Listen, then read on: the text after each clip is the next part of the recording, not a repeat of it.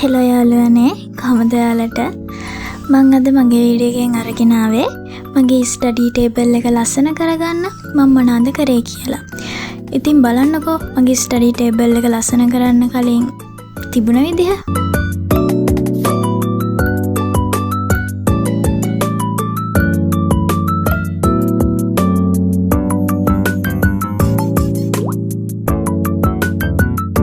O level කාලේ මගේ study table එක ළඟ තියෙන බිත්තියේ මම එක එක දේවල් ඇඳලා ලියලා තියෙනවා. ඉතින් මට දැන් හිතුණා ස්ටඩි ටේබල් එකත් අලුත් කරන නිසා වෙනස් කරන නිසා මෙතන ලස්සන කරන්න ඕන නිසා ඒ ටික වැහෙන්න වෝල් පෝස්ටර්ස් ටිකක් එලෙවුවා හොඳයි කියලා. හැබැයි ඉතින් මම ඒ වෝල් පෝස්ටර්ස් ඔන්ලයින් ඕඩර් කරලවත් print out අරගෙනවත් නෙවෙයි අද අලවන්නේ. මම ඒක මගේ අතින්ම ඇඳලා කලර් කරලා තමයි එතන අලවන්නේ.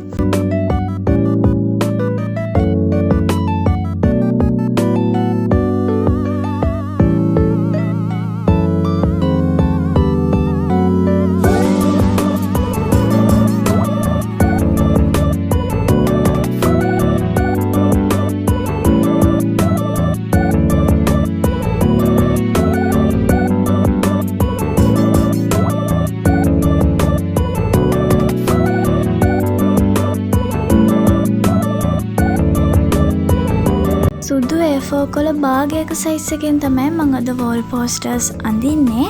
මම වෝල් පෝස්ටර්ස් ඇඳලා කලර් කරලා මෙතන අලවලා ලස්සන කරන්න තමයි හදන්නේ. ඉතින් බලන්නකො මොකද වෙන්නේ කියලා.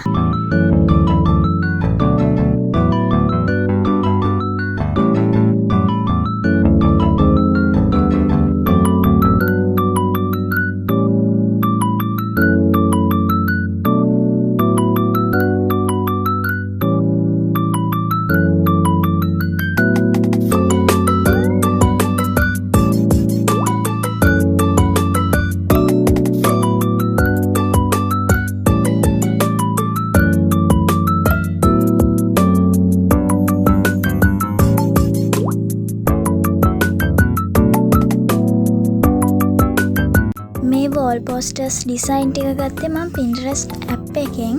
ඒකෙන් ideas අරගෙන තමයි ඒකෙන් ටිකක් තෝරගෙන මම අද අඳින්නේ. තව දෙයක් තමයි මම මේ ටික ඇඳලා චුට්ටක් ලාවට මකනවා. මොකද මේ ටිකේ පැන්සල් ඉරි තද වැඩිනේ.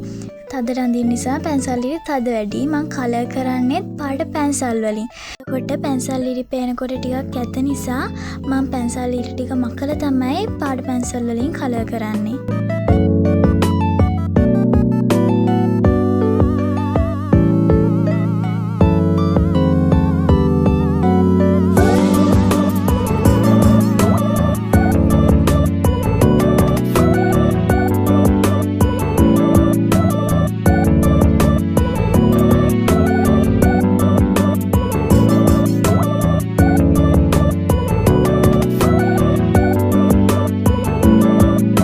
ඔයාලා දැන් හිතන ඇති ඔකට ඉතින් ඔච්චර මහන්සි වෙන්නේ මොකටද?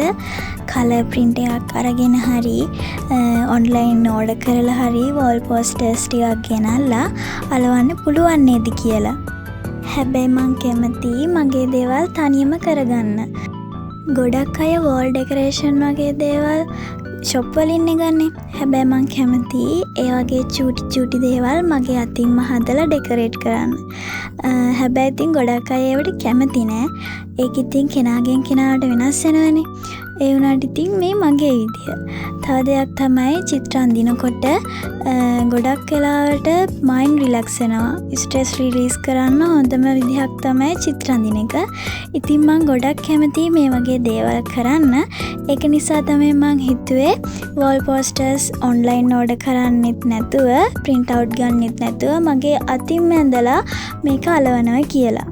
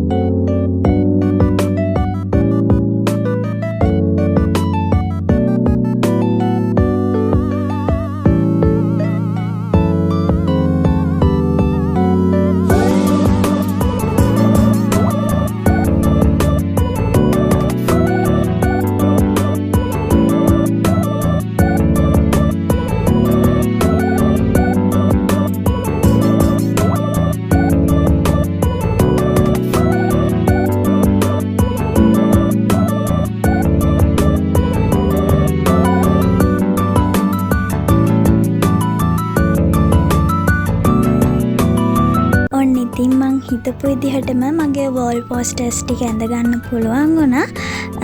දැන් බලමුකෝ මොකද වෙන්නේ කියලා. මේ ඉන්නේ මගේ චුටි පූස් පැටියා. මෙයාගේ වැඩේ කයිලෙත් මම මොකක් හරි කරනකොට ඇවිල්ලා මට වද දෙන එක තමයි. දැන් මං කරන්න හදන්නේ පෙන් හෝල්ඩර් එකක් හදන්න.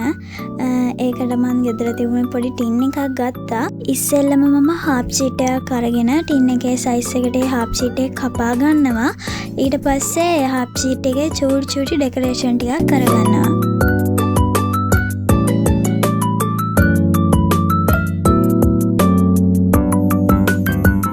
ඩෙකොරේෂන් එක කරලා ඉවර වුණාට පස්සේ අපි ඒක අරගෙන ටින් එකේ අලව ගන්න ඕනේ. ඒ කලවල ඉවර වුණාම අපේ පෙන් හෝල්ඩර් එක කම්ප්ලීට්. මේ තියෙන්නේ මගේ කැලෙන්ඩර් එක. මේක මං හදාගත්තේ පරණ කැලෙන්ඩර් එකක් අරගෙන. මේකේ මේ අවුරුද්දේ ඔක්තෝබර් වල ඉඳලා ලබන අවුරුද්දේ ජූලි වෙනකන් දවස් තියෙනවා. මොකද අපි අගෝස්තු ටාගට් කරලා තමයි එක්සෑම් එකට පාඩම් කරන්නේ. ඒක නිසා ජූලි වෙනකන් මම මේකේ දවස් දාලා තියෙනවා. හරි, දැන් මගේ ස්ටඩි ටේබල් එක ඩෙකොරේෂන් කරන්න ඕන හැමදේම මං හදාගෙන ඉවරයි. මං ඔයාලට කලින් කිව්වනේ මං ඕලෙල් කාලේ එක දේවල් බිත්තියේ ලියලා ඇඳලා තියෙනවා කියලා. ඉතින් මං කලින් හදාගත්ත වෝල් පෝස්ටර්ස් ටික අරගෙන මං ඒ ටික වැහෙන්න දැන් ඒ ටික අලව ගන්නවා.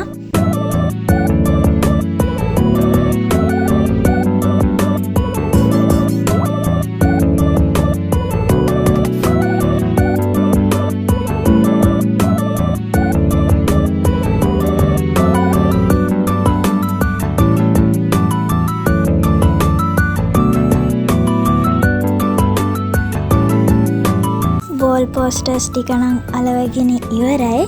දැන් අපිට තියෙන්නේ ටේබල් එක හදාගන්න. කලින් මගේ මේසේ හැමතැනම පොත්නේ. ඉතින් මං ගෙදර තිබුණ පොඩි රැක් එකක් අරගෙන ඒකේ මගේ ඕන කරන පොත් ටිකක් තියාගත්තා.